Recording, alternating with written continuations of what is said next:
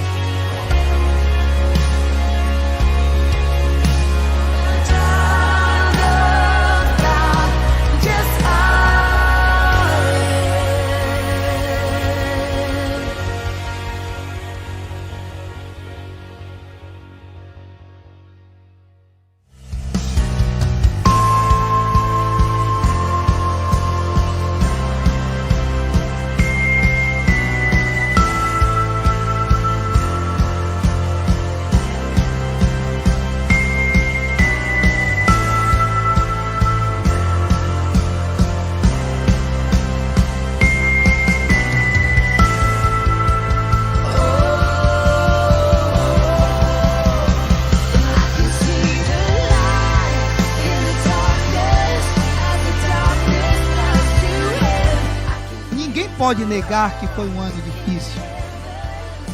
Ninguém pode negar que está sendo um período muito difícil para todos nós. Um período de perdas, um período de dor, de luto, um período de desespero. Por isso nós entendemos que deveríamos falar sobre um tema muito importante para um momento difícil que nós enfrentamos, que é o tema Movido pela Esperança.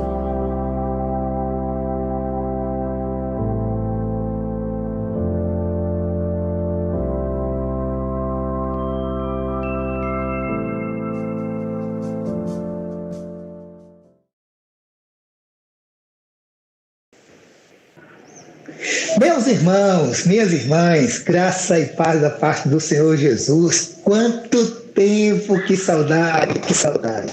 Que saudade de estarmos juntos nessa sala de bate-papo, nesse que a gente batizou de Mover de Edificação aqui em nosso canal, no canal do YouTube. Infelizmente, em parte infelizmente, porque nós estamos aqui no canal e apenas no canal. O nosso desejo era de estar ao vivo, cada um em suas classes, podendo compartilhar da palavra de Deus com as turmas, com as escolas temáticas.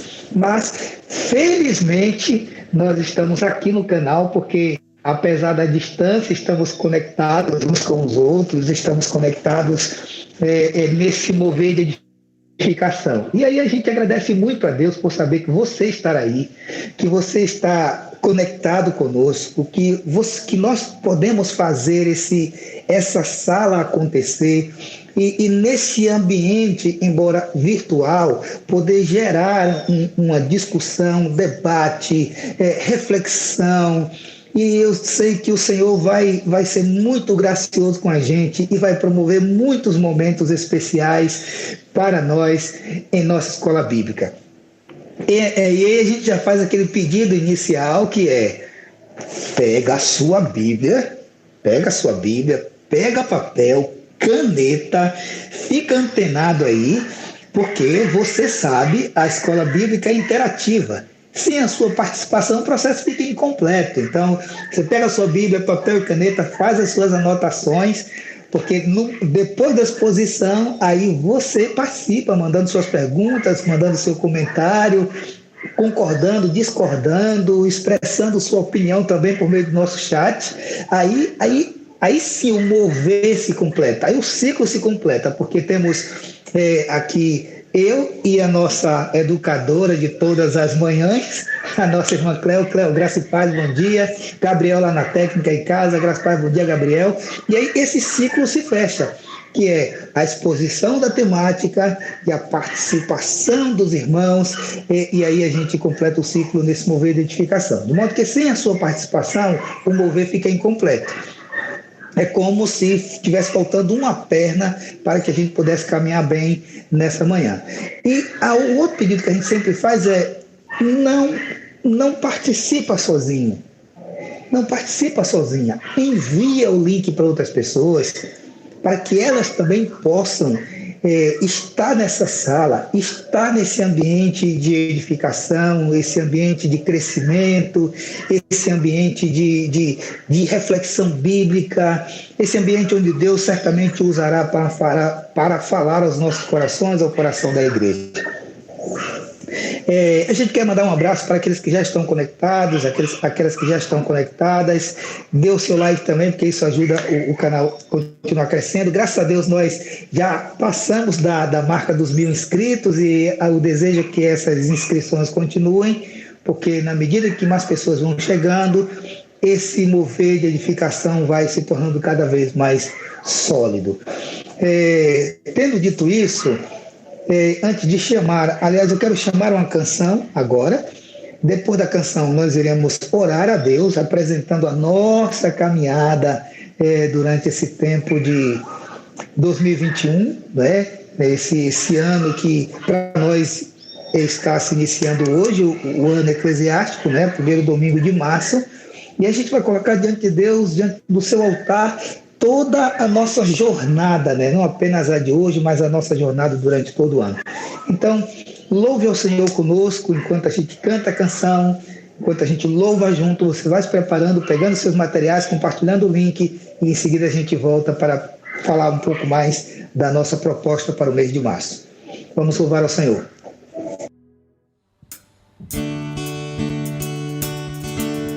Aleluia! Sejam todos bem-vindos à casa do Pai. Você que está aqui, coloque-se de pé diante do Senhor. Eu te faço um convite, porque esta é a hora de nos entregarmos diante do altar do Senhor em adoração. E você, querido, que está em casa, começa a compartilhar esse vídeo agora, porque eu tenho certeza que o Espírito Santo está falando ao seu coração, que tem alguém precisando ouvir o que vai ser dito nessa noite aqui. Vai compartilhando, vai dando o seu like. E se você, querido, está aqui hoje, está com o seu celular aí, aproveita esse momento, abre aí o link da igreja, começa a compartilhar. Começou o culto, bora! Deus tem algo para a nossa vida. Este é o momento que o Senhor separou para se encontrar conosco nessa noite. E eu te faço o convite, vem, que este é o momento de nós adorarmos ao Senhor Jesus. Aleluia. Vem, esta é a hora da adoração. Vem, dar a Ele teu coração. Vem, assim como estás para adorar. Vem, assim como estás diante do Pai. Vem, declare comigo: toda língua confessará ao Senhor. Toda língua confessará ao Senhor. Todo joelho se dobrará. Mas aquele que há de escolher o tesouro maior terá. Nós escolhemos esse tesouro, Deus. Toda língua confessará ao Senhor. Todo joelho se dobrará. Mas aquele que há de escolher o tesouro maior terá. Com as palmas assim, ó. Vem, esta é a hora da adoração. Vem, querido, eu te faço esse convite. Vem entregar a Ele o seu coração.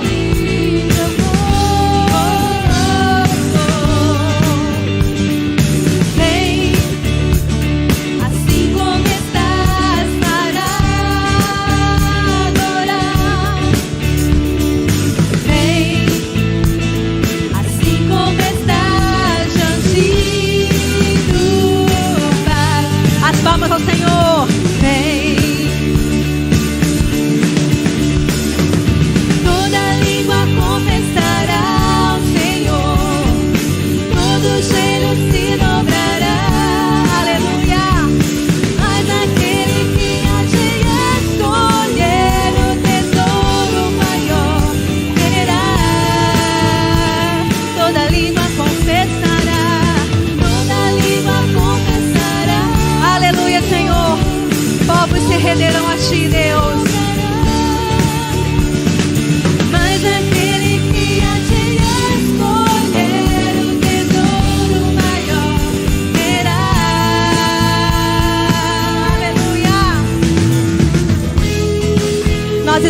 escolhemos esse tesouro.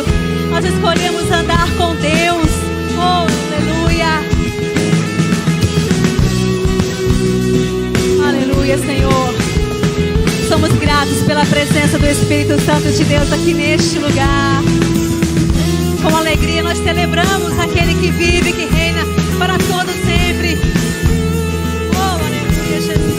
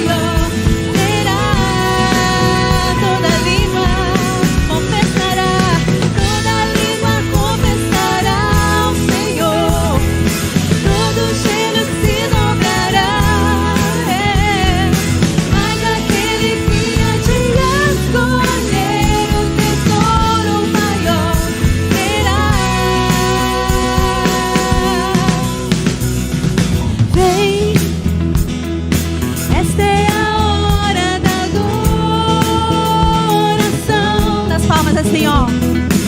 Vem dar a Ele teu coração. Vem assim como estás para adorar. Vem assim como estás diante do Pai.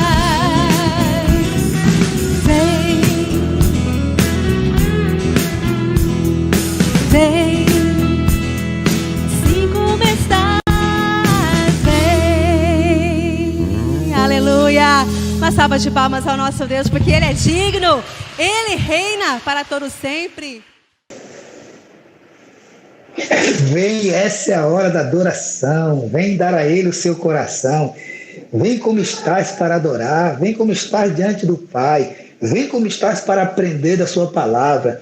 Vem como estás para edificar e ser edificado. Vem como estás e participa desse mover de edificação. E por falar em mover de edificação, esse mês de março nós havíamos feito um planejamento. Nós iríamos abordar uma outra temática. A temática que iríamos tratar tinha a ver com a participação feminina na Bíblia e também na história como instrumento de esperança. Mas diante do cenário que foi se desenhando, e desde o ano passado que nós estamos vivendo esse cenário que pode mudar a qualquer momento, então o cenário foi se desenhando e foi apontando para uma outra necessidade que é muito mais abrangente. É claro que não deixa de ser importante a gente estudar sobre a participação feminina nesse ambiente, promovendo esperança, mas aí a gente precisou, Deus falou com a gente, essa é a realidade, e nos mostrou que a gente precisava revisitar o planejamento para que a gente pudesse falar um pouco sobre a igreja nesse tempo. Como que a igreja ela pode ser um instrumento de esperança, como que essa igreja ela pode ser uma igreja que nas mãos de Deus promove transformação, promove esperança, e aí a gente discutindo sobre isso, aí a gente chegou à temática que é Igreja em Movimento, Comunidades em Transformação, que tem como base esse livro aqui. Muitos de vocês têm esse livro. Nós fizemos um fórum sobre ele, sobre essa temática, e a gente vai ter a graça de ter aqui alguns pastores que escreveram artigo desse livro. Por exemplo, domingo que vem, quem vai facilitar a nossa escola bíblica é o nosso querido José Marcos, pastor da Igreja Batista lá de Recife, Igreja Batista Coqueiral, que dispensa a apresentação, todos nós conhecemos. No domingo seguinte, dia 21, o pastor Carlinhos Queiroz, lá do Ceará. Carlinhos Queiroz já teve também em nossa igreja. Ele não escreveu artigo no livro, mas é um pastor com muita vivência na área de transformação comunitária. e ele vai facilitar também o nosso módulo no domingo, dia 21. Aí, no domingo, dia 28, se tudo ocorrer bem, a gente vai ser presenteado por uma pessoa que eu acho que nesse assunto de comunidades em transformação, ele juntamente com o Zé Marcos, tem outros, mas o pastor Bebeto Araújo é um presente de Deus para nosso ambiente de edificação. No último domingo de março, né? Nossa última EBD abordando essa temática. O pastor Bebeto, ele vem de uma realidade de transformação comunitária que o seu testemunho é muito especial para a gente ouvir e para a gente entender como igreja a importância dessa vivência, a importância dessa igreja nesse tempo de pandemia. Hoje nós, de forma introdutória, nós iremos abordar, a nossa fala parte de um artigo que o doutor Jorge Barros escreveu. O Jorge Barros é um doutor, ele desenvolve um trabalho na área de missões urbanas e é um mestre, né? Tive a oportunidade de ouvi-lo quando eu estava no seminário, tive a oportunidade em muitas idas para Recife e para outros lugares também de ouvi-lo, de estar com ele. Mazinho aí, o nosso, então, o agora bacharel em teologia, foi formado na faculdade em que o doutor Jorge Barros, ele é o reitor, né? Faculdade Teológica Latino-Americana, e ele escreveu um desses artigos, que é o primeiro. A gente vai partir dele. Então, a primeira fala está muito baseado naquilo que escreveu o doutor Jorge Barros, e aí, no segundo momento, essa vai ser a minha fala, e no segundo momento, a fala de Cléo vai linkar como que a Bíblia,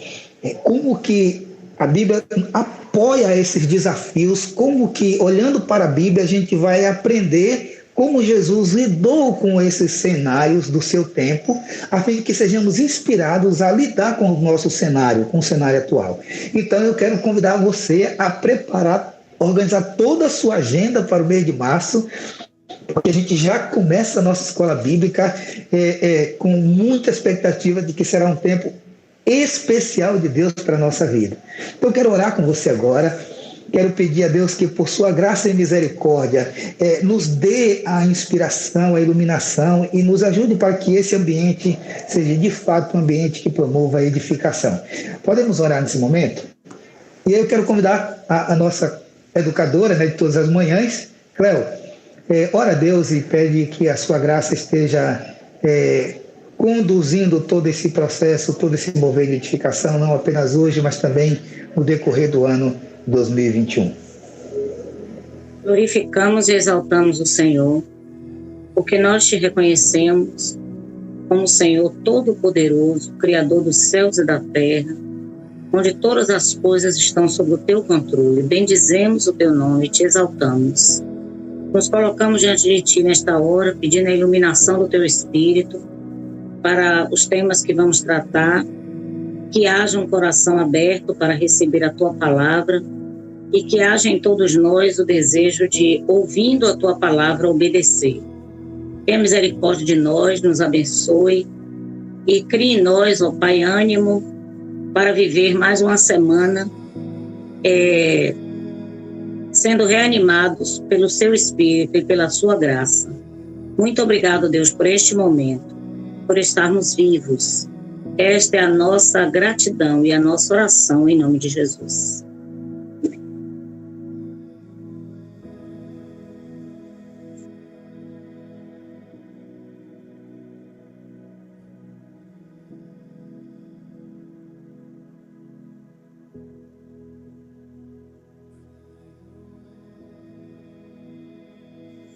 Nesses dias, irmãos, publiquei no Zap oficial da igreja. O pastor voltou, né? Amém, amém. Pode dar seguimento, pastor.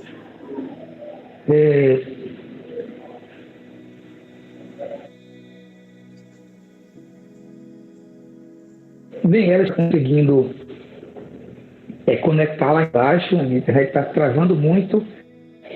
isso faz parte desse processo de escola bíblica a partir de casa. A gente está muito à mercê do que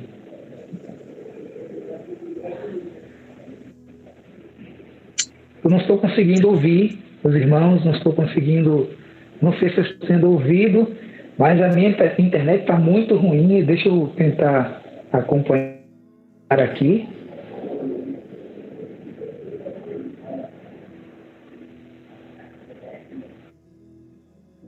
Quer que eu siga?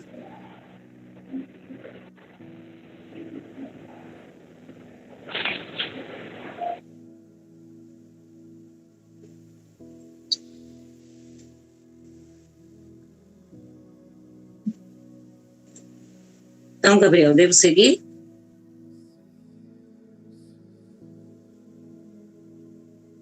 Então, irmãos, o pastor ainda está tentando retornar, então a gente vai trocar um pouquinho. Eu falo no primeiro momento e ele vai falar no segundo quando tiver. E aí, pastor, entra? Eu estou dentro. A minha oração é que a internet permita que eu permaneça. Tá difícil aqui, né? Carla veio sinalizar que ela também não está conseguindo acompanhar lá embaixo, porque a internet está caindo bastante. Mas deixa eu acelerar aqui o meu processo. Veja, nós iremos começar a nossa escola falando sobre os cenários. A igreja em movimento, quais são os cenários desafiadores que essa igreja encontra no decurso da sua caminhada. Na medida em que o tempo vai passando, vai avançando, a igreja, para exercer a sua missão, para ser um instrumento de transformação, ela vai encontrar diversos cenários. Se ela não estiver atenta e não souber fazer uma leitura dos cenários que ela encontra, ela terá muita, mas extrema dificuldade de ser uma igreja relevante. Aí eu lembro de um autor que eu quero recomendar, muito bom autor, chamado Timothy Keller. Timothy Keller escreveu um livro que eu já citei aqui algumas vezes, que é Igreja Centrada. Ele diz que o comportamento da igreja em seu tempo será determinado pela capacidade que essa igreja, pelo domínio que essa igreja tem das Escrituras, o quanto essa igreja conhece e se relaciona bem com a Bíblia, com as doutrinas, com os princípios da palavra de Deus, e o quanto essa igreja consegue perceber o cenário que ela está inserida. Então, quando ela consegue ter uma boa base bíblica e perceber o cenário em que está, então ela tem uma grande possibilidade de ser um instrumento que promove transformação. Não existe uma igreja que não se movimente. Ela vai se movimentar. Agora, a eficácia desse movimento será determinado pela capacidade de ler os cenários que ela está inserida. Eu quero pensar aqui, a partir do que o Dr. Jorge Barro colocou no livro, sobre 5 cenários. Ele citou 10, e eu quero recomendar você a ler o livro depois para perceber um pouco mais a profundidade que ele trata.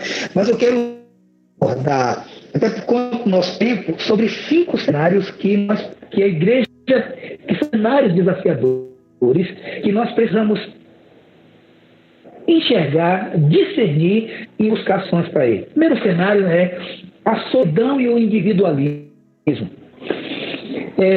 A pós-modernidade caracterizou-se a sociedade da solidão. Isso quem diz é uma psicóloga. Edna Paciência Vieta. Pós-moderna caracterizou-se a sociedade da solidão. Uma nova solidão. O que ela está chamando de nova solidão? Você tem rede social. Tanto para você conectar com a gente. Você vai verificar sua rede social, seu Instagram, seu Facebook, vai verificar seu WhatsApp. Dê uma reparada de quantos contatos você tem. Quantos contatos você tem. Verifique nessa mesma rede, vai lá no seu Instagram e veja quantos relacionamentos profundos você tem com quantas pessoas na sua lista de Instagram, na sua lista de Facebook, você desenvolve relacionamentos profundos. Você tem intimidade a ponto de compartilhar a vida, e dessa dinâmica de compartilhar a vida, esse olho para chorar. Não essa pessoa que a gente conversa sobre assuntos triviais, mas aquela pessoa com a qual a gente descortina a alma. Então a gente tem uma rede, e a psicóloga a Edna tem muita razão no que ela diz, é que a gente vive uma nova modalidade de solidão, porque essa solidão não é aquela que a gente conheceu, onde as pessoas não tinham ninguém à sua volta. Nós temos muito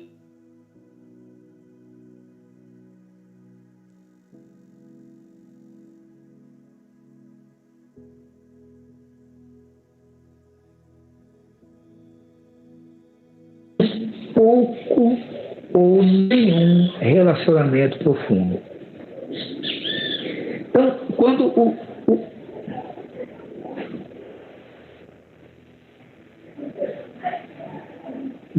não entendi, está travando? Isso.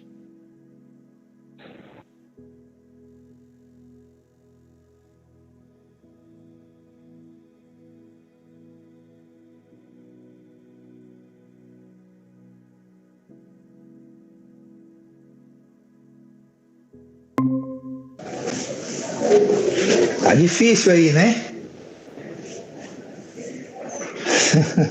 É difícil. Vou ter que protocolar uma reclamação com a operadora, com a fornecedora aqui do sinal de internet. Então, como eu estava falando, o primeiro cenário que é desafiador para que a igreja seja igreja, para que ela de fato seja um instrumento de transformação, é ela perceber que há uma nova modalidade de solidão, que a sociedade, embora esteja conectada, ela está cada vez mais sozinha. E isso não é da agora. Isso não é da agora. Vocês vão perceber alguns joguinhos que foram surgindo lá 2000 para cá. Eu não sei quantos de vocês tiveram um joguinho chamado, acho que era Pool, que era um negócio que a gente sabia escrever, mas que a gente dava alimento para ele, dava banho, fazia aquelas coisas, se relacionava com ele. Era um bonequinho virtual, não sei se ainda tem, que você fazia tudo aquilo com aquele boneco. Aquilo veio do Japão, ou foi da China, aquela ideia. Veio de um país que, embora seja populoso, começou a dizer, há um índice de solidão extrema. As pessoas perderam a conexão. Então, esses sinais dessa nova solidão está sendo dado há muito tempo. E ele se acentua cada vez mais, na medida que a gente avança, na medida que as redes vão se consolidando, cada vez mais esse ser humano vai ficando sozinho. A igreja, ao contrário dessa sociedade da solidão, a igreja é a sociedade do pertencimento. Então ela precisa entender que nesse cenário de solidão, nós como igreja, precisamos cada vez mais caminhar para estreitar os laços, os relacionamentos.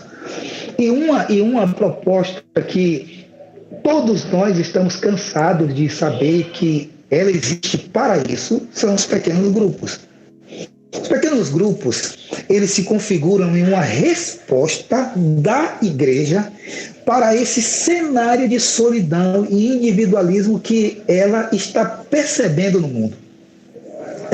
Aí eu quero convidar você a olhar para si mesmo agora e perceber o seguinte: você que não participa de um pequeno grupo, claro que aqui não é para gerar culpa, mas é reflexão, você que não participa de um pequeno grupo, não participa por quê?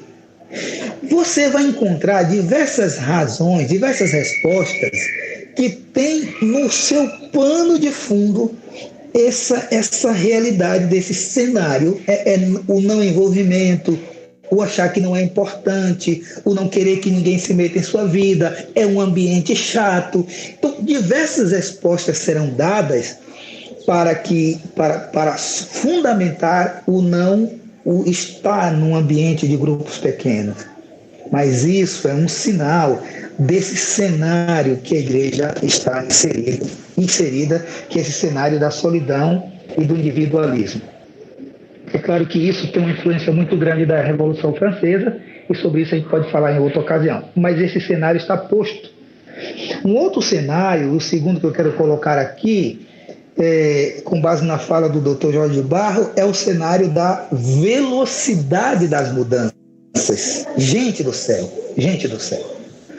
Aí eu vou lembrar também de uma outra fala que é do pastor Ricardo Agreste. O pastor Ricardo Agreste diz o seguinte, a pandemia se instalou e ela vem para acelerar alguns processos. Alguns processos novos são postos a partir da pandemia, mas outros não. Outros simplesmente serão acelerados por causa da pandemia. Por exemplo, algumas comunidades estavam muito fragilizadas e a tendência dessas comunidades de fé era o desaparecimento, era o fechar as portas. A pandemia chegou e acelerou esse processo. Acelerou o processo. Outras comunidades estavam tão consolidadas, com seus grupos pequenos bem organizados, funcionando bem. A pandemia chegou e esse processo foi acelerado. Acelerou-se o processo de consolidação. Então, de modo que, e ele vai falar de outros cenários, mas eu quero trazer esse exemplo para dizer o seguinte, que nós estamos vivendo num cenário de constantes transformações. O que isso significa?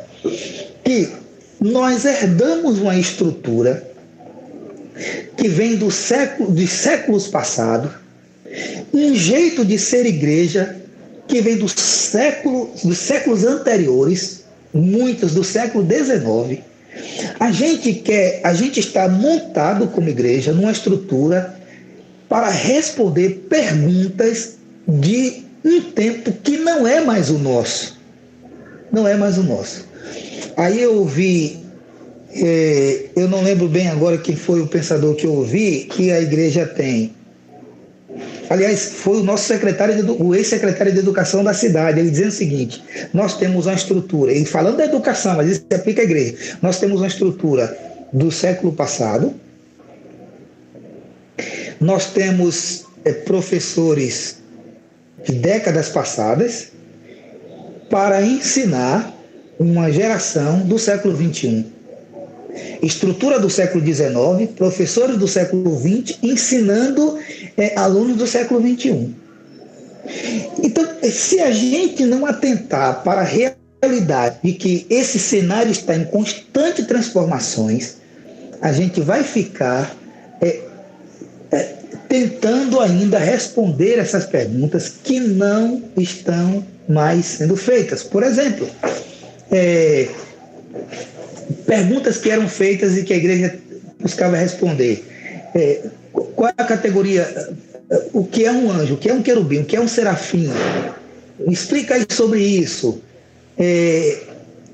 Aí a gente preparava um material de escola bíblica para explicar para a igreja o que era anjo, o que era querubim e o que era serafim. Porque eram perguntas feitas lá atrás.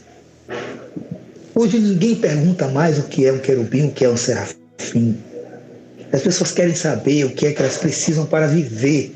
Eu gosto muito de uma fala do Ed René, que ele diz assim, antigamente a gente pregava o seguinte, aceite Jesus porque há vida após a morte. Não, hoje o cenário mudou. Aceite a Jesus porque há vida antes da morte. Antes da morte. É mostrar ao homem que o Cristo vivo morreu e ressuscitou para que ele tivesse vida em abundância, de acordo com as Escrituras, antes de morrer e pós-morte. Então, esse cenário está em constante mutação. De repente, em 2020, a gente se viu obrigado a vir para as redes, a ser uma igreja totalmente online. A gente se viu obrigado, empurrado pelas circunstâncias, a ser uma igreja que celebra a ceia online. Entende, irmãos? O cenário que gera mudanças o tempo todo. Eu gosto de uma fala do Jorge que diz assim, abre aspas para ele: agir com velocidade diante das mudanças não deve ser sinônimo de responsabilidade, mas sim de antecipação, sendo vanguarda e deixar de ser retaguarda. A vanguarda busca ações geradoras de vida e possibilidades. A retaguarda resta ser reativa, dando soluções a algo que já passou. Então a igreja não pode ser uma igreja de retaguarda. A igreja tem que ser uma igreja de vanguarda. Ela está na frente, ela está atenta aos cenários que mudam o tempo todo e ela se coloca como instrumento de Deus para alcançar o homem desse tempo. O terceiro cenário que eu quero abordar aqui, que o Jorge coloca, é o cenário da pobreza e desigualdade social. Gente, mais uma vez trazendo o Ricardo Agreste como exemplo, como a citação dele, um acelerador de processo. Bom, a pobreza e a desigualdade social já estavam se instalando novamente no país que esses índices haviam baixado. A pandemia chega e acelera esse processo de pobreza e desigualdade social. E acentua muito esse processo. De modo que, se a igreja não perceber esse cenário crescente de aumento de pobreza e de desigualdade, ela vai correr um sério risco de ser essa igreja alienada, que está tentando, que não compreende o homem desse tempo. Que não compreende. As desigualdades estão aí, as pessoas estão passando fome. E alguns analistas pensam e raciocinam sobre um cenário ainda pior, por conta da forma como o Brasil está lidando com a pandemia. A tendência é que outros países fechem a porta para o Brasil. Isso pode gerar um cenário ainda maior. Então, se a gente não olhar para esse tempo e dizer, opa, como igreja a gente precisa estar cada vez mais preparado para responder, para ser igreja nesse cenário de desigualdade. E aí um texto bem interessante é Deuteronômio capítulo 15, versículo 4, quando Deus diz o seguinte: olha, não haverá pobre algum entre vocês, não haverá entre ti pobre algum. O alvo de Deus para seu povo é que não haja necessitado entre eles. Não pode haver. Quando a gente é enfático em nossos programas para gerar, no mínimo, alimento para os nossos irmãos, não é um processo de filantropia, não é que a gente quer se mostrar, ou como minha mãe dizia, se amostrar. Não. É porque Deus disse que não pode haver necessitado entre nós. Não pode haver. Aí o texto vai prosseguindo e diz: o alvo de Deus para a pobreza é tolerância zero. Não haverá pobre, nem sempre, ou não haverá, não pode haver pobre entre nós. Entre o povo de Deus não pode haver necessitado.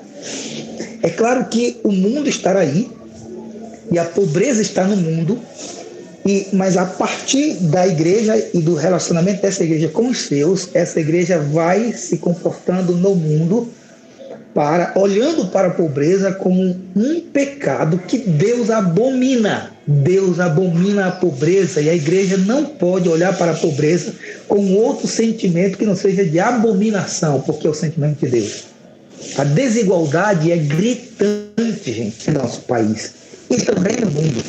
As pesquisas dizem, eu não vou lembrar a fonte, me perdoe por não citá-la, é que 10% da população mundial concentra, a maior parte, 1% concentra quase 90% da riqueza mundial.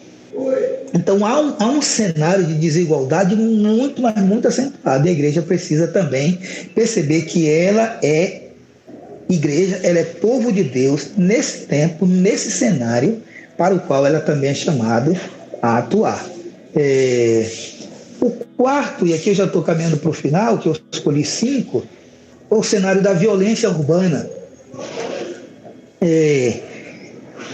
esse desafio, esse tema é um desafio social contemporâneo, mas é notadamente outro tema bíblico.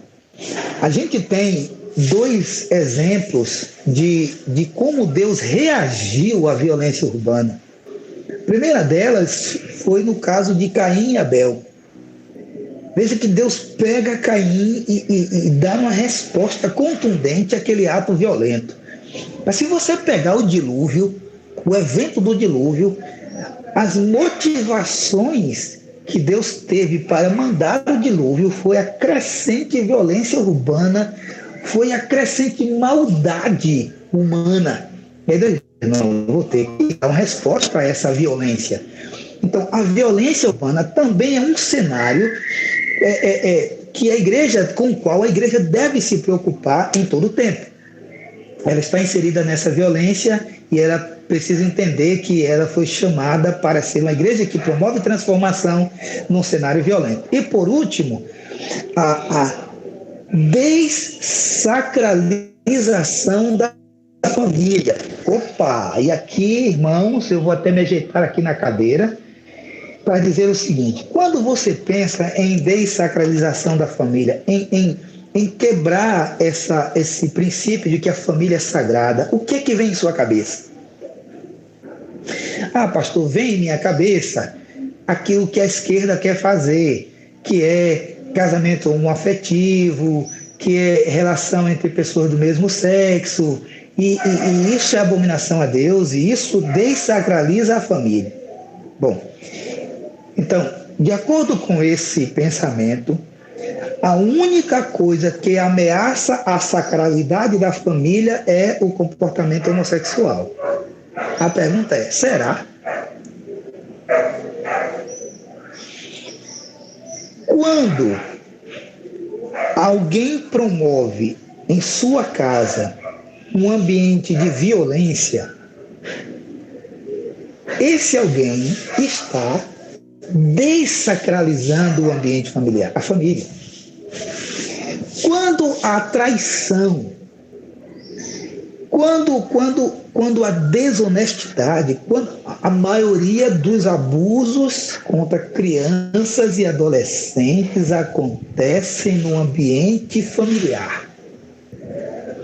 Isso é dessacralizar a família. Então, quando a gente traz esse tema, quando o Jorge aborda esse tema, a gente não pode correr o risco de pensar nisso aqui apenas. A gente precisa pensar em diversos comportamentos que tornam a família um ambiente familiar, um ambiente adoecedor. Então, o abuso sexual, a violência física, psicológica, quando a traição, e diversos comportamentos quebram a sacralidade da família. Um ambiente de violência, o desamor que é na família, a indiferença que é na família, o divórcio, tudo isso é sinal de que a família está... Que o cenário desse tempo é um cenário que a família tem sido atingida de uma maneira muito, mas muito acentuada. E aí há um autor chamado Carlos Domingues, que ele vai dizer que as neuroses, que as doenças emocionais, que as doenças psíquicas, muitas vezes são geradas no ambiente familiar. Quando, por exemplo, um pai abandona a mãe e o filho à mercê da sorte, porque conheceu uma outra mulher mais interessante, não foi só porque conheceu uma outra interessante, a gente não vai entrar em muito detalhe, eu estou falando desse abandono. Quando um dos dois abandona a família por causa de uma gravidez, por causa de uma criança, quando não dá os recursos a essa família, quando deixa a família os filhos morrerem de fome, quando as crianças vão trabalhar ao invés de estar estudando. Existem diversos comportamentos que sinalizam que a família tem perdido a sua sacralidade.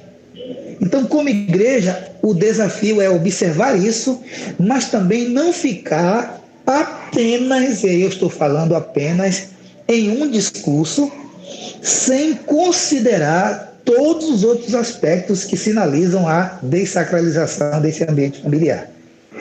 Aí o cenário está posto e é neste cenário que é para esse cenário e outros que Deus chamou a igreja para ser igreja nesse tempo. Portanto, uma igreja que se movimenta precisa conhecer os cenários que ela está inserida.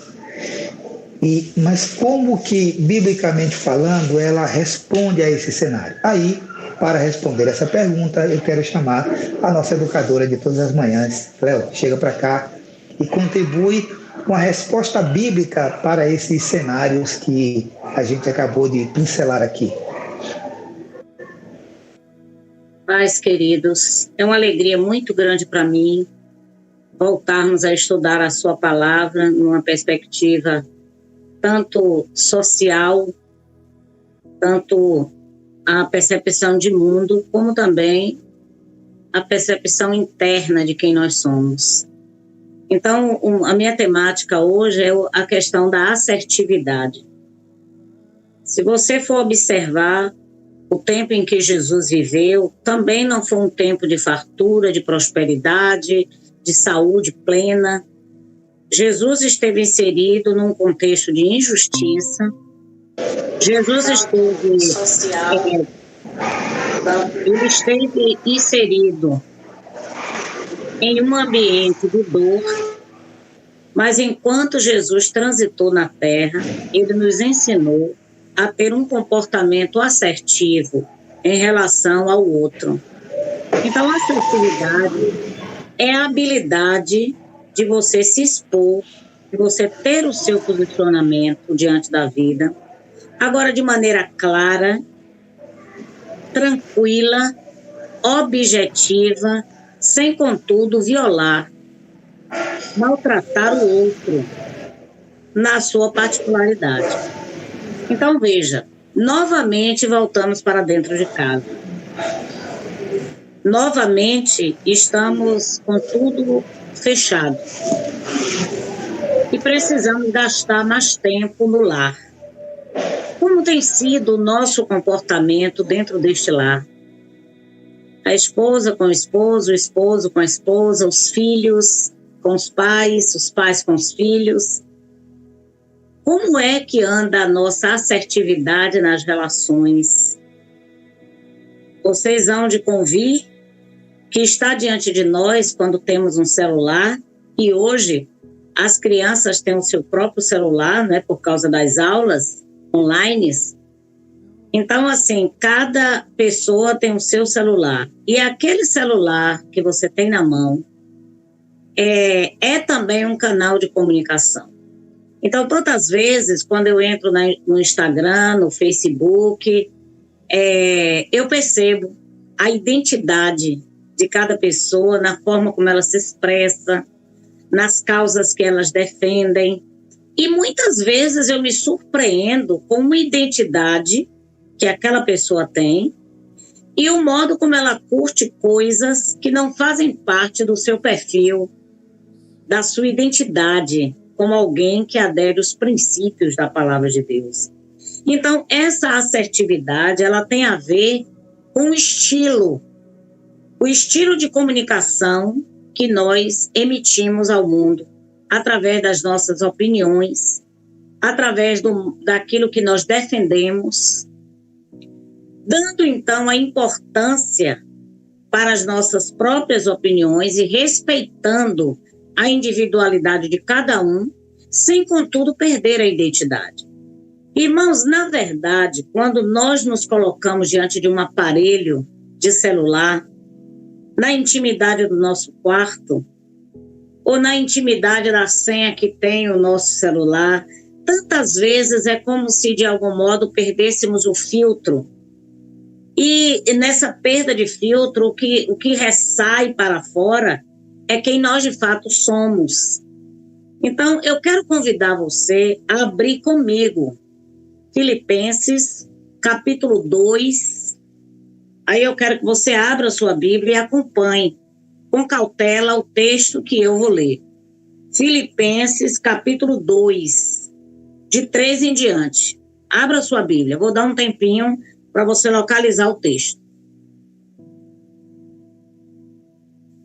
Então, Filipenses 2, versículo 3 diz assim: não sejam egoístas, nem tentem impressionar ninguém. Sejam humildes e considere os outros mais importantes que você. Não procurem apenas os próprios interesses, mas preocupem-se também com os interesses alheios. Tenham a mesma atitude demonstrada por Cristo, que, embora sendo Deus, não considerou ser igual a Deus. Em vez disso, ele esvaziou-se a si mesmo e assumiu a posição de escravo e nasceu como ser humano. Irmãos, o versículo 8 diz: humilhou-se e foi obediente até a morte e morte de cruz. Então, o apóstolo Paulo, quando ele lê esse texto, quando ele expressa esse texto para a igreja de Filipos, ele está pontuando que aquele que recebeu a experiência da fé, ele não pode viver como base a contenda e a ostentação própria. O encontro com Jesus precisa provocar um comportamento diferente de quem não recebeu Jesus como Salvador. Ele disse, olha, se a igreja está conectado com Jesus, eles vão viver, eles vão caminhar para viver em harmonia. E viver em harmonia não significa ter concordância em tudo. Porque eu posso não concordar, mas eu posso amar. Eu posso não concordar e deixar que o outro siga a sua própria instrução interior e manter por essa pessoa o respeito. Então, assim, não existe andar com Cristo e andar com a ostentação própria. O texto de Filipenses está dizendo o seguinte: o nosso compromisso é com a humildade. O nosso compromisso é reconhecer o valor da outra pessoa. Reconhecer o valor de uma pessoa significa reconhecer e dar importância ao modo como essa pessoa sente, pensa e vive. Ainda que eu não concorde com o modo como uma pessoa pensa, como ela sente e como ela vive, eu preciso tocar esta pessoa com a minha afetividade. Esse é o convite do apóstolo Paulo. Criar, então, um clima de empatia. Segundo o texto diz que eu vou criar um clima de empatia de modo a me colocar no lugar do outro para entendê-lo, mas não necessariamente eu aderir ao modo como ele pensa. Eu posso entender o modo como ele pensa, perceber o modo como ele interpreta a vida e não estabelecer corte no vínculo de amor um para com o outro. Então ele disse, o nosso projeto de vida, segundo Filipenses, é imitar Jesus. E em que foi que Jesus é o modelo para nós? E a palavra-chave é esvaziou-se, assumindo a forma de escravo. Irmãos, se pensarmos em hierarquia, a posição de escravo era o pior lugar que uma pessoa podia estar em termos hierárquicos. E a palavra diz que Jesus ele esvaziou-se. E ele assumiu uma posição de escravo, de servo, daquele que sai da sua posição para estar para o outro, nas suas necessidades. Então, esvaziar-se é a nossa missão, segundo o apóstolo Paulo. Aí, Ellen White, no livro Testemunhos para Ministros, ela diz o seguinte, Devemos trabalhar como Cristo trabalhou. Cristo trabalhou para cativar, para edificar e não para derrubar. Todos os encontros de Jesus com o ser humano tinha como finalidade provocar nesta pessoa a possibilidade dele se perceber como alguém que podia ser edificado e transformado. E essa também precisa ser a nossa tarefa. Aí eu lhe convido a refletir em Provérbio 19, 2. Provérbio 19, 2 diz assim: agir sem pensar não é bom. Quem se apressa erra o caminho. Para agir de modo assertivo, nós precisamos ouvir mais e falar menos. Isso não quer dizer não falar. Quer dizer o seguinte: até que você entenda o que está acontecendo, silêncio. Então, por exemplo, se numa reunião eu não estou madura para dar a minha opinião a respeito daquele projeto que está sendo levado, eu posso perfeitamente solicitar que essa matéria fique sobre a mesa até que o grupo esteja maduro para pensar a respeito daquele projeto. Ou ser feito o número de perguntas necessárias para levar a novas respostas. Do mesmo modo no ambiente familiar. Quanto mais tempo nós passarmos dentro do lar, observando a palavra de Deus, maior é a possibilidade de agirmos de maneira assertiva nas relações. Provérbios 19, 11. Aí você mantém a sua Bíblia aberta. A pessoa sensata controla o seu gênio. E a sua grandeza é perdoar quem a ofende. Aí eu vou trazer para vocês uma coisa que eu aprendi com o nosso Arthur de Carla. Quando o Arthur é contrariado numa coisa, ele está brincando e ele tem que ir comer, ou ele está fazendo uma atividade e ela precisa ser interrompida, aí ele chora, ele protesta, ele diz que não quer obedecer aquela regra, ele expõe para fora mesmo tudo que ele não quer e chora desesperado. Mas a figura adulta permanece do lado dele, dizendo: tá certo, mas você vai fazer. Tá bom, mas isso aí vai acontecer, mas depois, agora você vai fazer isso aqui. E ele chora. Às vezes usa até a chantagem: eu não gosto mais de você, eu não vou gostar mais de você. Mas o adulto, ele permanece ali: tá certo, mas você vai fazer isso aqui. Até que chega um momento que ele se reequilibra por dentro, limpa o olho e começa a fazer como se nada tivesse acontecido.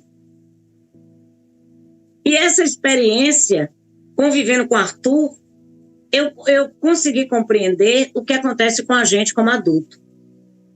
Quando nós somos frustrados, não há essa figura adulta para acolher a nossa insatisfação, esperar a gente dar um show e depois você seguir como se nada tivesse acontecido. Quando nós nos tornamos adultos, nós vamos precisar dar conta do autocontrole, que é o que a Bíblia está dizendo aí, controlar o gênio. O que é controlar o gênio? É controlar a frustração, é controlar aquilo que você queria manter sob o seu total e absoluto direcionamento. Então, quando aquilo que nós queremos muito, ele encontra um impasse, aí a Bíblia aconselha em Provérbios, é necessário controlar esse gênio. E esse controle é individual. Esse controle é uma experiência que precisa acontecer conosco. Eu preciso estar habilitada a segurar a onda, respirar. E quanto maior é a contestação, maior precisa ser a delicadeza das palavras. Quanto maior é a frustração, quanto maior é contrário à ideia daquilo que eu preciso, mais educado eu preciso ser com a outra pessoa. E aí, em Filipenses, que nós acabamos de ler, o texto de Paulo diz o seguinte: é para considerar o outro superior a si mesmo. E o que ele quer dizer isso? É que do mesmo modo como aquilo que você deseja é importante, você não deve deixar o outro lá embaixo, você deve trazer para você, para perto de você, e considerar o modo como essa pessoa pensa, o modo como ela está construindo o seu pensamento, ouvir o máximo. E não é ouvir para rebater, não é ouvir para contrariar, mas é ouvir para entender. E aí, só assim o texto diz: a pessoa sensata controla o seu gênio, e a sua grandeza é perdoar quem o ofende. Agora, Provérbios 13, versículo 3, diz o seguinte: quem toma cuidado com o que diz, está protegendo a sua própria vida, a sua própria alma, mas quem fala demais, destrói a si mesmo. O texto, então, está deixando muito claro em Provérbios que quem não toma cuidado com aquilo que pensa, vai falar. E aquilo que fala, vai destruí-lo. E aí, depois que se fala, para consertar, dá um trabalho tremendo. E tem relacionamentos que a gente não consegue mais resgatar. Então, como é que eu preciso, o que é que eu tenho que fazer para ser assertivo com as pessoas que eu amo, que é com quem eu mais convivo? Então, como é que eu devo ser assertivo com os meus filhos? Como eu posso ser assertivo quando eu estou diante de mim, na intimidade do meu quarto, com o meu celular, no Instagram, no Facebook? Como é que eu devo ser assertivo? Observando segundo a palavra de Deus. Lá em João 8,7, é uma história muito conhecida, por isso não vou ler. Diz assim: quem de vocês não tiver pecado, atire nela a primeira pedra. Uma mulher chega até Jesus, conduzida, onde estava todo mundo tentando mostrar quão pecadora e quão limitada era aquela figura. E a Bíblia diz que Jesus tinha a condição de virar para um e dizer assim: mas João, você é um cara de pau, né? Como é que você está condenando essa mulher, rapaz, se você fez isso, isso e isso? E virado para uma outra que, sei lá, se chamava Agripina, sei lá, virava assim e dizia assim: mas você, Agripina, como você pode estar aí também numa posição de julgamento a essa mulher? Não, Jesus não trouxe o pecado das pessoas para humilhar, como tantas vezes nós fazemos quando nós queremos que a nossa opinião prevaleça. Mas Jesus simplesmente esperou que o vazamento acontecesse, que é aquela explosão com aparência de justiça. Jesus deixa que aquela coisa podre saísse, aquilo que estava dentro dele saísse. E em seguida, Jesus, de maneira clara, calma, ele disse: então, se está entre nós alguém que é justo e perfeito e que anda direitinho, anda na linha, seja o primeiro que deve jogar pedra nesta mulher. Então, o que é que Jesus fez, na verdade? Jesus elaborou uma pergunta que desmontou. E aí, o próprio texto conta que, a começar dos mais velhos, cada um ia se retirando. E aí fica aquela mulher e o mestre. Então, irmãos, qual é o nosso lugar na vida? O nosso lugar é esse lugar onde essa mulher ficou. Ela ficou sozinha com o mestre. Sozinha na sua limitação, mas ela olhava para o mestre, esperando dele algum julgamento, esperando dele algum sermão. E Jesus acolhe aquela mulher e ele diz o seguinte: Dê um outro roteiro para a sua vida. Reinicie.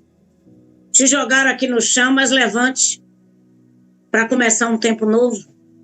Abandone o pecado, abandone as coisas erradas e siga. Siga essa nova vida.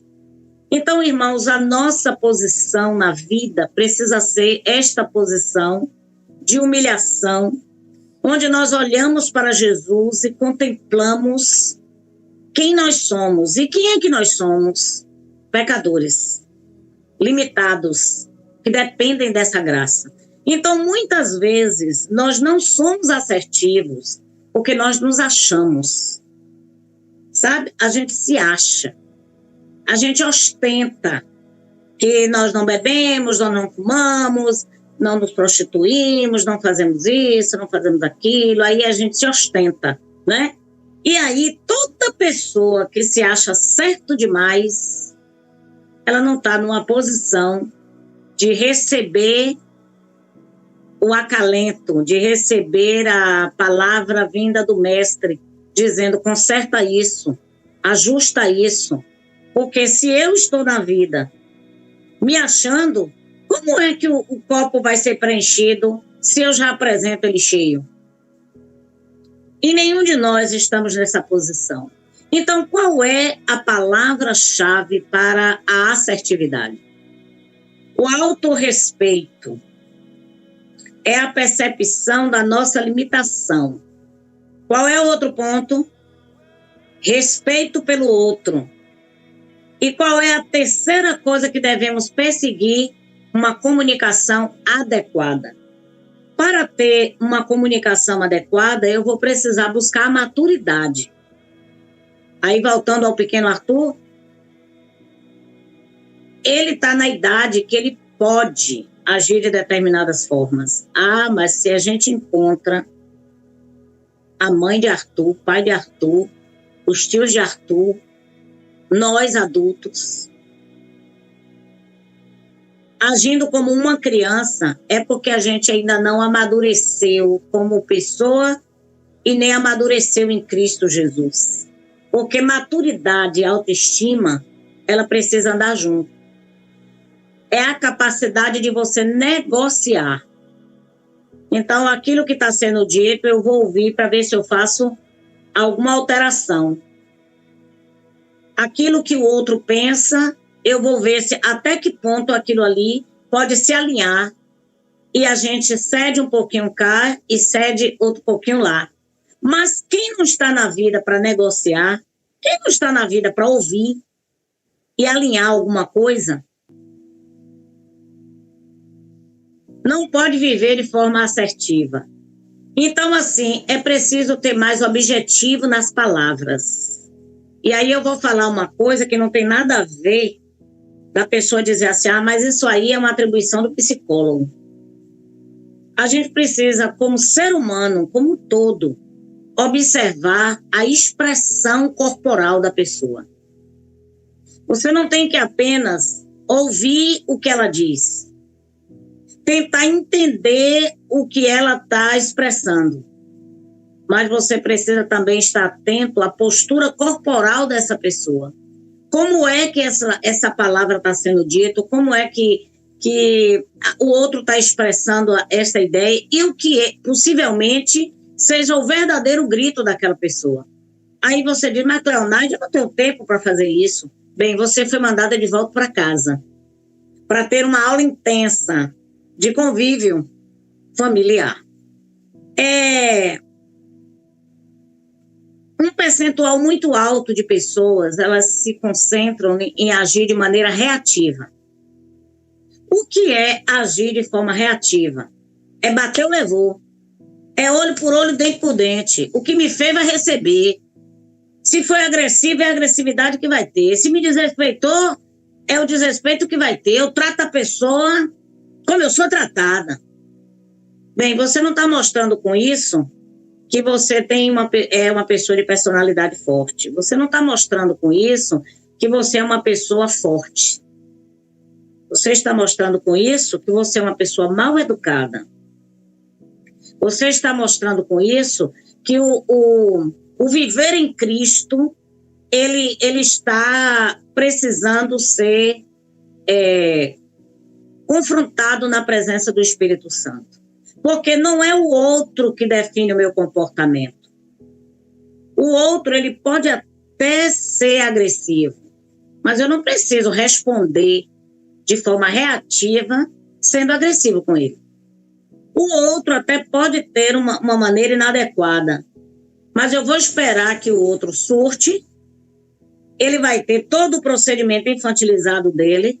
Quando ele terminou o pedaço dele, aí entra a figura que está com intimidade com o Espírito Santo, que está com intimidade com a palavra, para trazer para o outro a ideia de que o caminho não é a agressividade. Falar de maneira abundante e sem parar, desesperada, que não respira falando, tem por trás a necessidade de alguém que ouça. Falar demais e você interromper quem está falando muito, o que é que acontece? O outro não vai te ouvir, porque ele continua falando na cabeça.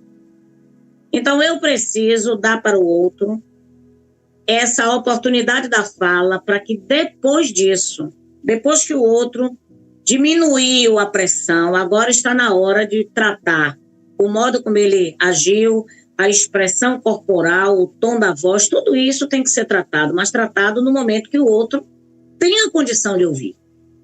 Porque se o outro está sob o efeito da raiva e você pega a sua raiva e joga em cima daquela pessoa, aí são duas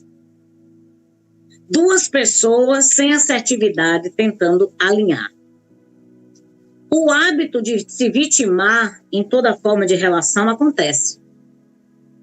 Porque você. E aí, quanto mais a gente se põe na vida como vítima, menos o outro consegue te ouvir. Porque a pessoa diz assim, então quer dizer que o outro não levou em nada? Então quer dizer que você está perfeito? Tudo isso ocorreu por causa de mim? Bem, na assertividade, na hora de falar, é preciso começar a partir de você. Nesse ponto aqui, eu concordo com você, eu não agi de maneira adequada. Criei uma conexão com aquela pessoa. Nesse ponto aqui e neste aqui, realmente você tem razão. Agora eu quero que você entenda como foi que eu interpretei para agir desse modo. Eu pensei isso. Por quê? Tem um ditado que era comum minha avó falar, ela dizia assim, 2 bicudos não se beijam. Vocês já ouviram essa frase? Na realidade, irmãos, todos nós precisamos, para ser assertivo, aprender com Jesus. Em uma divergência, é preciso usar de elegância e educação. Pontuar o erro, mas reconhecer as virtudes. Pontuar aquilo que precisa de alinhamento, mas preservar tudo que de bom aquela pessoa possui. Em um dos momentos onde o pastor Daniel falhou comigo numa forma de se expressar, eu comecei conversando com ele dizendo assim, você tem um perfil, durante todo esse tempo que eu convivo com você, de respeito. Você tem um perfil de uma pessoa que cuida. Você tem um perfil disso e disso. Então, o que foi que eu fiz, na verdade, nesse primeiro momento? Eu quis dizer para ele tudo que ele tinha feito no longo de um período e fez bem. Aí, depois que eu apresentei quem ele tinha sido no longo de um tempo, aí eu disse, agora, este ponto aqui eu preciso tratar com você.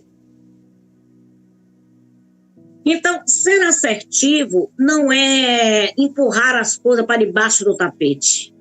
Não é dizer assim, olha, eu vou deixar de participar das reuniões. Olha, sabe de uma coisa? Eu vou entrar mudo e sair calado. Olha, sabe de uma coisa? Já que eu não sou ouvida, eu não vou mais participar. Isso aí é um comportamento infantilizado. Mas a pessoa adulta, A pessoa adulta, ela vai trabalhar o pensamento dela, ela vai trabalhar aquilo que ela entende como percepção a respeito da vida e vai se permitir situações de confronto, onde você vai trazer a pessoa para aquele comportamento. Então, foi aquele comportamento, não é a pessoa, é aquele comportamento que precisa ser tratado. Porque no momento que eu digo assim, você é uma pessoa que não respeita ninguém, aí eu estou dizendo o quê? Eu estou dizendo que, em essência, o caráter daquela pessoa tem a marca do desrespeito. Ah, mas quando eu pego apenas aquele ponto, e eu digo, eu quero tratar este ponto, porque o de cá tá ok, você só precisa tratar esse. Aí eu preservo a pessoa, eu preservo a sua autoestima, eu sou justa com o outro, mas eu não ignoro a necessidade do confronto. Então, confrontar uma pessoa não é você descaracterizar, humilhar, tratar mal aquela pessoa, mas é você ajudar aquela pessoa naquela pontuação, aquele ponto que precisa ser trabalhado. Então, pontue o erro, mas reconheça as virtudes. Não comprometa o seu caráter. Para ser assertivo, a gente tem que não comprometer o caráter. Então, essa história de mentir, de omitir, de ignorar, isso tudo compromete o caráter da pessoa e se torna impossível, muitas vezes, de haver o alinhamento entre as duas pessoas quando está enxertada de mentira, de engano, sabe? De envolver outras pessoas e tal. Aí aquilo que é pequeno ganha uma dimensão muito grande. Então, assumir responsabilidade pela parte que você falhou é o primeiro ponto. Em seguida, agora aí está na hora de tratar o que precisa ser tratado. O pastor Valdeci Foster, ele diz que quando a gente trabalha a questão da assertividade, a gente evita a manipulação. Tanto a nossa manipulação em relação ao outro, como a manipulação do outro em relação a gente. Porque na vida, ninguém deve ser manipulado e nem ninguém deve manipular a gente. Manter os objetivos, então, claros, com firmeza, agora sem brigar. Olha, tem gente que só sabe expor a ideia se brigar. Só sabe expor o que pensa se humilhar o outro. Só sabe tratar uma questão se estiver batendo. Se não bater, não resolve. E quanto maior é o espancamento, mais os ouvidos são tapados. Evitar pressa em dar uma resposta ajuda você a falar de maneira mais adequada. Então, muitas vezes eu não trato uma questão quando ela acontece. Quando eu percebo que as minhas emoções, elas estão comprometidas, extremamente comprometidas. Então, eu prefiro silenciar, me organizar e tratar o problema, mas nunca ficar sem tratar, para não criar raiz de amargura que, brotando, leva ao pecado. É o que diz a Bíblia. Se eu atentar para a iniquidade do meu coração, o Senhor não me ouvirá. Isso quer dizer, se eu não der atenção ao que eu sinto, se eu não tratar aquilo que me entristeceu, me aborreceu, o que é que acontece? Eu vou quebrar relacionamentos. Eu vou quebrar no lar, eu vou quebrar no trabalho, eu vou quebrar no ministério, eu vou quebrar em todo lugar.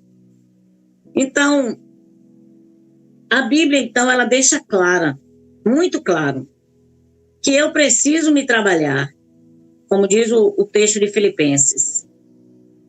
Eu preciso me trabalhar para me esvaziar de mim mesma, para me encher, sabe de quê? Da presença do Senhor. E eu quero concluir tudo isso que eu falei, lendo para você uma coisa assim que eu fiquei encantada aqui.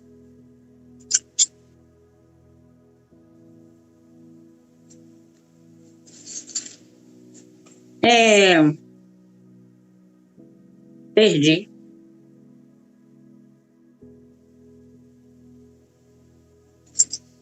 Meu Deus, perdi. Mas não tem problema não. Na próxima semana eu leio para os irmãos. Agora, o texto diz o seguinte: quem de vocês não tiver pecado, então atire a primeira pedra. Eu queria que nós ficássemos, todos nós, com esse texto. Tem alguém que é perfeito? Não. Estamos numa condição plena de perfeição? Não. Então eu vou buscar, no dia a dia, viver de maneira assertiva, como fez Jesus. Um grande abraço aí para a Igreja de Jesus, que nos ouviu. E agora vamos aguardar as perguntas que vão chegar. Obrigado, Pinto, por essa exposição. Veja só o que foi abordado aqui. A gente partiu do macro para o micro.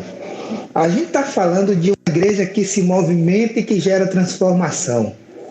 E aí a gente falou de cenários que essa igreja vai enfrentar enquanto ela se movimenta. A gente falou do cenário da solidão, a gente falou do cenário familiar, a gente falou do cenário socioeconômico, a gente falou da pobreza, falou da violência urbana, a gente foi para lá. Aí, de repente, a gente foi voltando, ajustando o foco, e a fala terminou dizendo o seguinte: essa igreja que se movimenta, o seu movimento não será eficaz se a gente não cuidar primeiro da gente. Se não houver um cuidado comigo, e aí Cléo foi muito assertiva quando ela coloca que a empatia é um valor que eu não posso perder nessas relações. E é interessante quando a gente falou desse cenário de individualismo, esse cenário de solidão. Preciso olhar para o outro e desenvolver esse processo de empatia. Quando o Cléo fala que nós precisamos ter Cristo como modelo. Olha, gente, se Cristo não for a nossa referência, aí não tem igreja que se movimenta e que seja a partir de cada membro em particular. Então, se Cristo não for a minha referência, não for a referência de Cléo, não for a sua, esse ajuntamento de pessoas não será uma igreja que tem Cristo como modelo e que, portanto, está no mundo para fazer a diferença. Então, Cristo é o modelo. Interessante quando o Cléo colocou que a Bíblia é a norteadora para as relações familiares.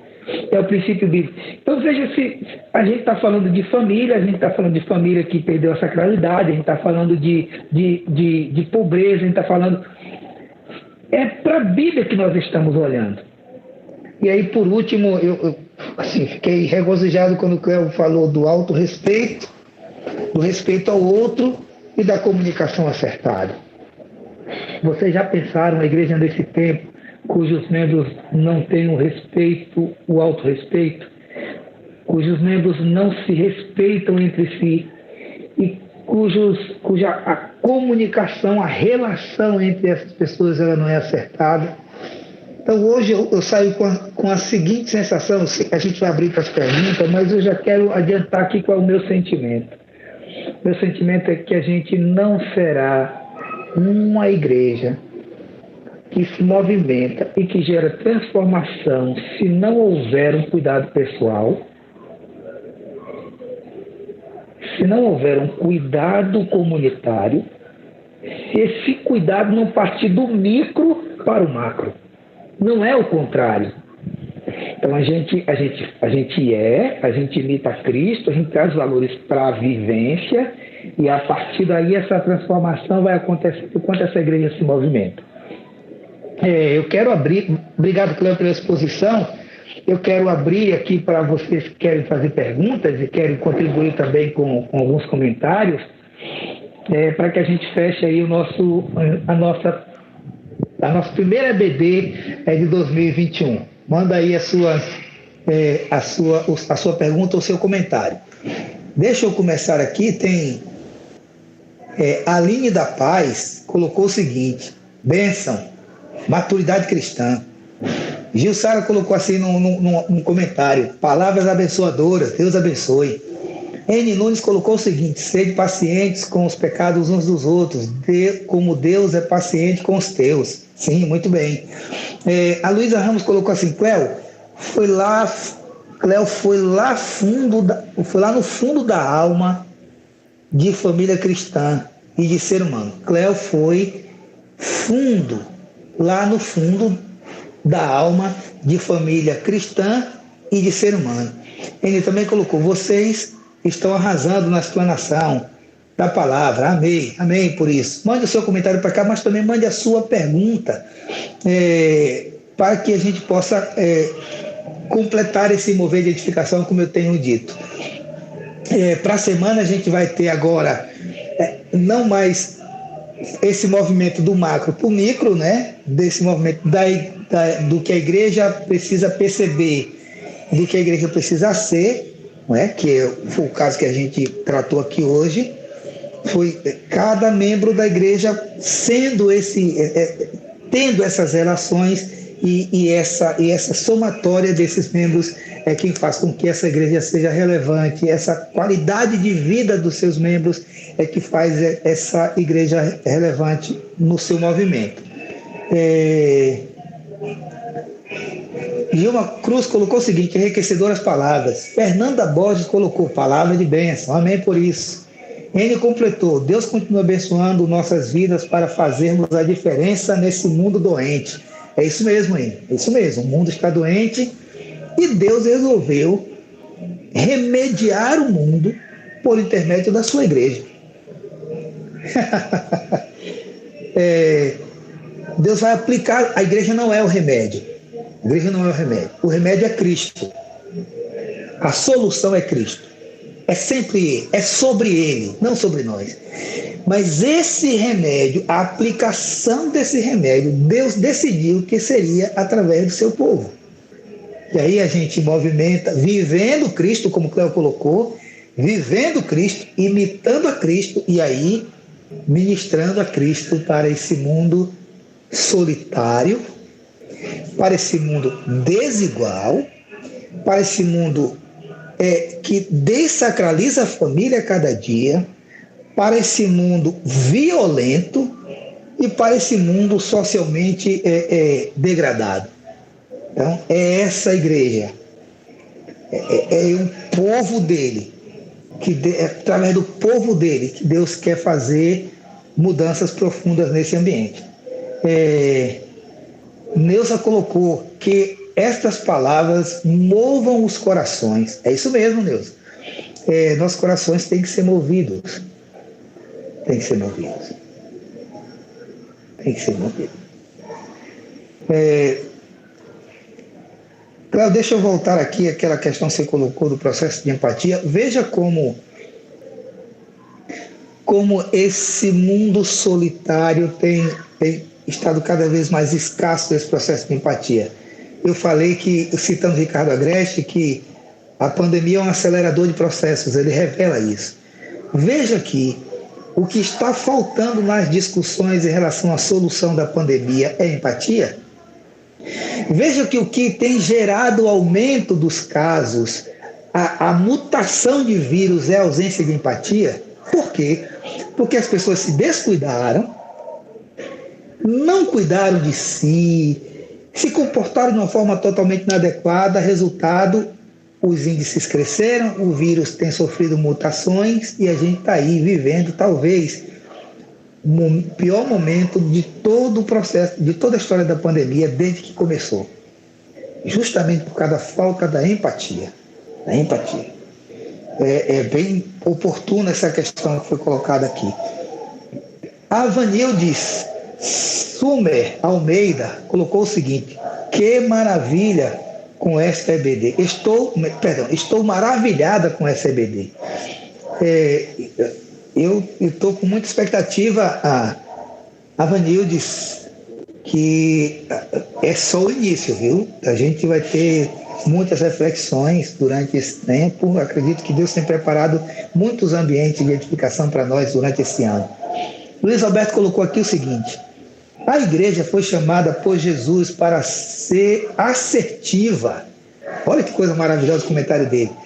Nesse confronto entre o certo e o errado, e já se todos somos pecadores, como lidar com essa hipocrisia atual da igreja a respeito do julgamento? O Luiz Roberto está fazendo uma pergunta aqui, Cléo.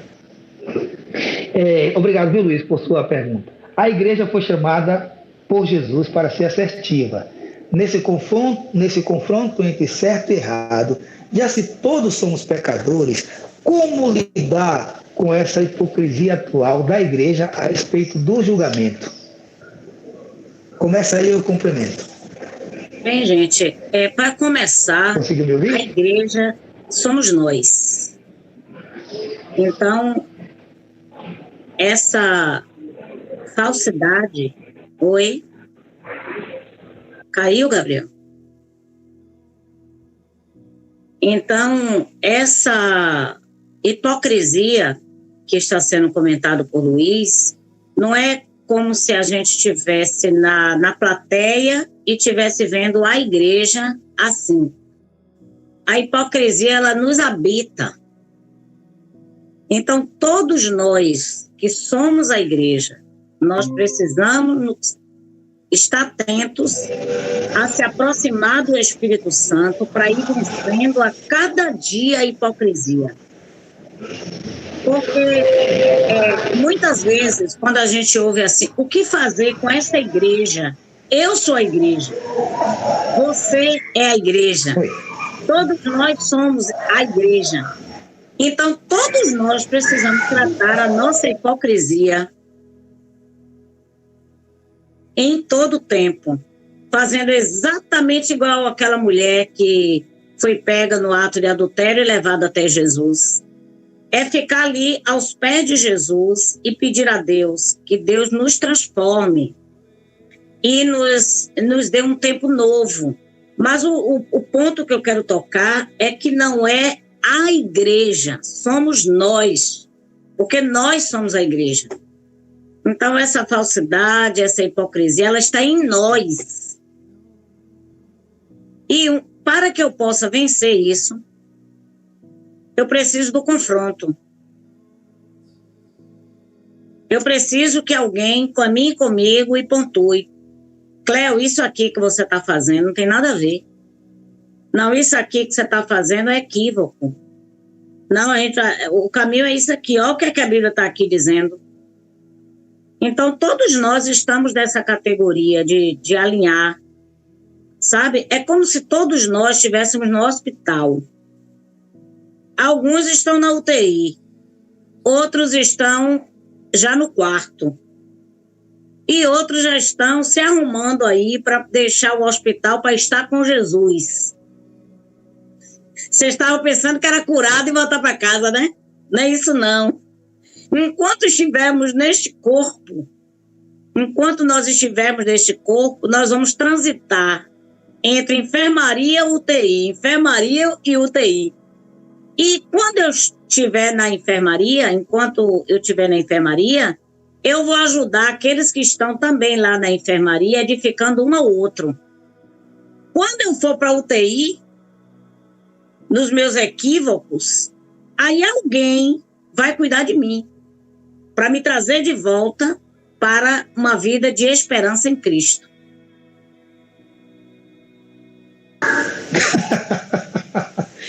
Eu gosto de usar, tem outra ilustração, que é o da caminhada, né? Todos nós estamos caminhando. Alguns estão numa velocidade. Às vezes que eu caminho, eu fico morrendo de inveja, que eu estou ali me esgoelando, correndo a 9 por hora.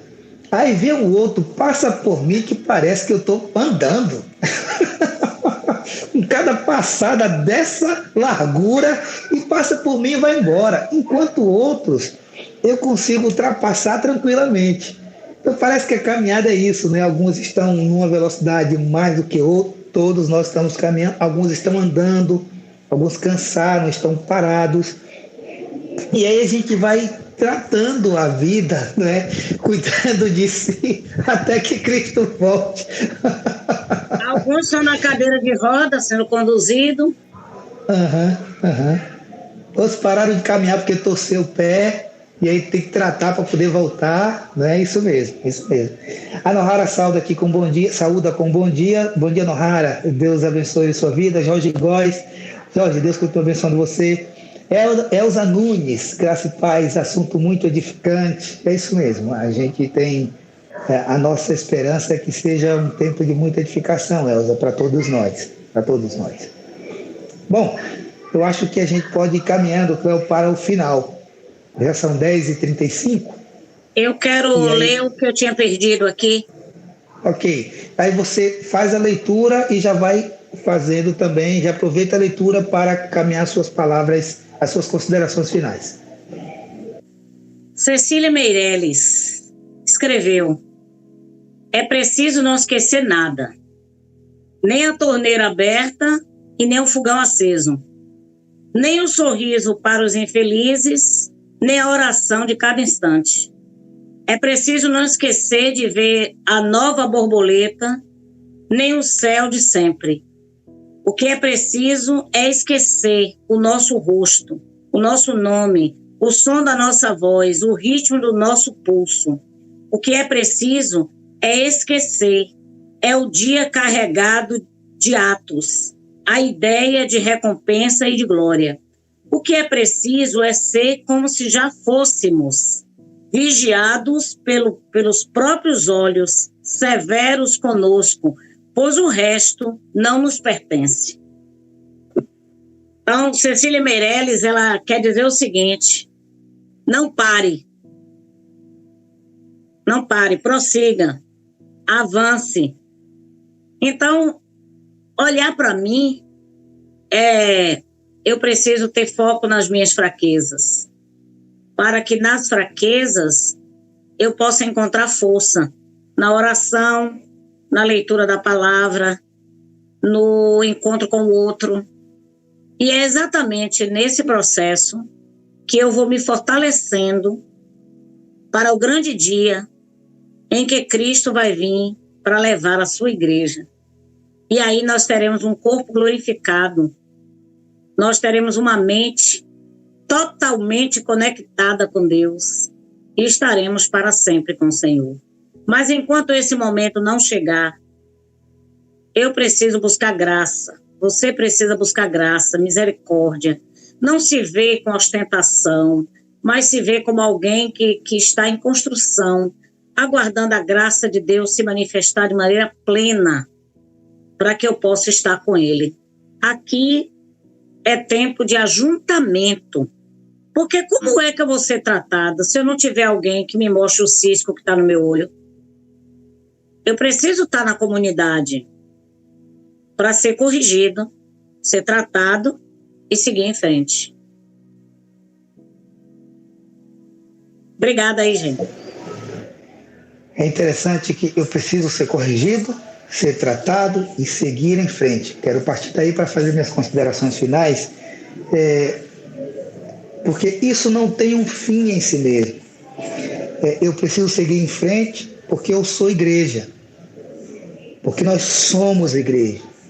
E quando essa igreja, essa igreja precisa se perceber que ela está em missão em todo o tempo. Então ela cuida de si mesma, eu cuido de minha vida porque eu sou membro do corpo, e esse corpo, cuidando de si mesmo, vai estar preparado para cumprir a sua missão enquanto caminha, enquanto Cristo volta. No cumprimento dessa missão, essa igreja vai estar diante de diversos cenários que ela precisa atuar como agente de transformação do reino de Deus. Lembre, o remédio é Cristo, e Deus decidiu que por meio dos seus enfermeiros, dos seus ministros, esse remédio será aplicado nessa sociedade solitária, nessa sociedade violenta, nessa sociedade desigual, nessa sociedade desumana, nessa sociedade que perdeu o senso do sagrado. Então, Igreja de Jesus, não apenas a segunda Igreja Batista em Candeias, que a gente está falando para diversas pessoas que não são também da nossa comunidade de fé, mas Igreja de Jesus, nós não podemos perder de vista que estamos em missão. O soldado que está em missão, ele não pode perder o foco. Então, foco em você para não se embaraçar, foco na igreja para que haja a edificação mútua, para que haja essa proteção, essa edificação uns aos outros, e foco na missão, no cenário que está diante de nós para sermos instrumentos de bênção nas mãos do Senhor para gerar transformação. Você não pode sair daqui dessa manhã sem se perceber como alguém que foi incluída por Deus nesse processo. Você não é um telespectador, você não é alguém que está assistindo uma escola bíblica simplesmente, você não é alguém que está sentado aí vendo se as palavras estão sendo colocadas de maneira correta ou não, você não está aí para ver o desempenho do pastor e da educadora, se eles estão expondo bem a temática ou não. Você está aí porque você foi chamado para a missão, porque você é igreja, porque você é povo, porque você é corpo. E Deus levantou você, bem como a mim e todos nós, para sermos instrumentos em suas mãos, a fim de gerar vida, gerar esperança. Você entende isso? Eu quero convidar nesse momento para que a gente ore a Deus.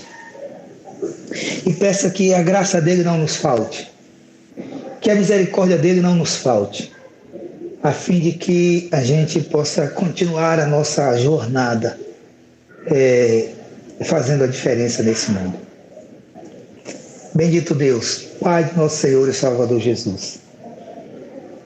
Queremos te agradecer por esta manhã, por esse primeiro domingo de Escola Bíblica ao vivo em 2021. E por iniciar uma temática, uma reflexão sobre a igreja e o que o Senhor espera dela. O que o Senhor espera desses membros em particular e o que o Senhor espera desse ajuntamento desses membros que formam o corpo. Quero te pedir, ó Deus, que o Teu Espírito nos conduza nessa caminhada. Nos conduza, Senhor Deus, tratando conosco, moldando a nossa vida, para que a cada dia Cristo seja visto, seja conhecido através da forma de viver de cada uma.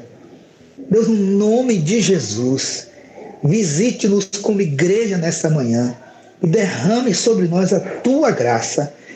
Capacita-nos a cada instante para que possamos desenvolver um estilo de vida no qual Cristo seja o centro. E sendo Ele o centro, possamos nos movimentar como igreja, gerando transformação nos mais diversos cenários que estão diante de nós.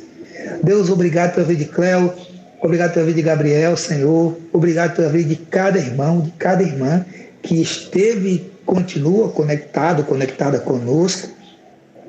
Que o Senhor nos dê a graça de podermos, durante todo o ano 2021, estarmos juntos para não apenas ouvir a Tua palavra, mas para entendê-la, para praticá-la, Senhor, a fim de que, no final de tudo isso, aconteçam duas coisas: a glória do Teu nome e a transformação de vidas. Nós oramos agradecidos, pedindo pelo culto logo mais à noite, pedindo, meu Deus, por essa semana, pedindo pelas famílias enlutadas, pelas famílias que estão, Senhor, na luta, também com seus entes queridos lutando, Senhor, nessa pandemia. Pedimos pelas diversas famílias que têm em seu seio alguns infectados. Quero te pedir, Senhor Deus, pela família do pastor Gleidson, que ele tem nos pedido oração por isso, seu pai, seu cunhado, sua mãe. Pedir, meu Deus, pela tia de Carla e por tantos outros, por tantas outras, pelas milhares de pessoas, pelos médicos, pelos cientistas, pelos políticos na esfera federal, estadual, municipal. Pedimos que a sabedoria do Senhor possa alcançá-los, a serenidade, Senhor, a que eles tenham a fidelidade no exercício do mandato, de modo a direcionar os recursos de maneira adequada para tratar de cada situação, de cada momento que nós estamos vivendo. Deus, no nome de Jesus, como igreja do Senhor, nós te agradecemos desde já por tudo que o Senhor já fez, está fazendo e ainda fará, como resultado do teu amor, da tua presença, da tua bondade, da tua graça entre nós. Oramos assim agradecidos em nome de Jesus. Amém, amém, amém. Amém, meus irmãos, minhas irmãs. Até logo mais à noite, se o Senhor assim nos permitir, onde estaremos louvando ao Senhor, ainda online, né? Você em sua casa, com sua família, a gente aqui também na nossa, e a gente espera que tudo isso passe logo para que a gente volte à normalidade. Deus em Cristo continue nos abençoando. Até o próximo domingo com a nossa Escola Bíblica Dinâmica. Um forte abraço. Deus abençoe. Tchau, Cléo. Tchau, Gabriel. Deus abençoe.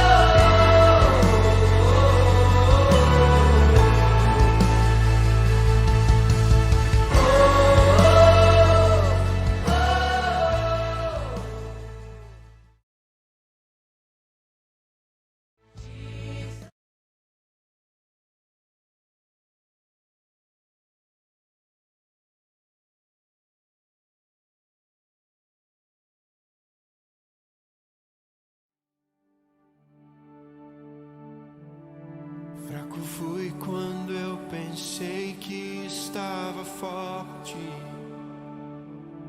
Fui fiel e também falhei no meu caminhar.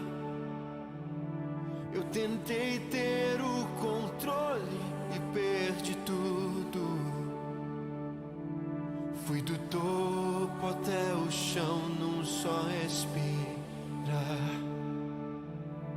Eu lutei e também tremi frente à batalha. Naufraguei e longe de casa me arrependi. Desperdicei desespero para salvar-me. Percebi que o teu amor sempre esteve aqui.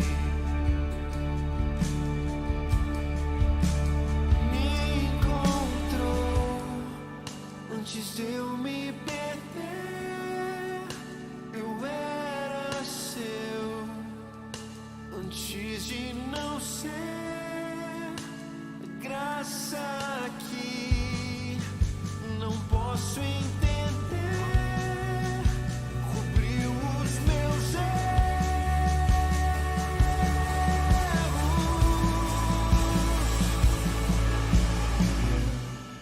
Sei que não mereço esse amor, mas sei que esse amor é quem tu és.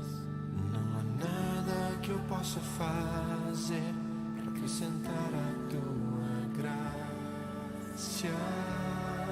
Assim como estou, tu me amas.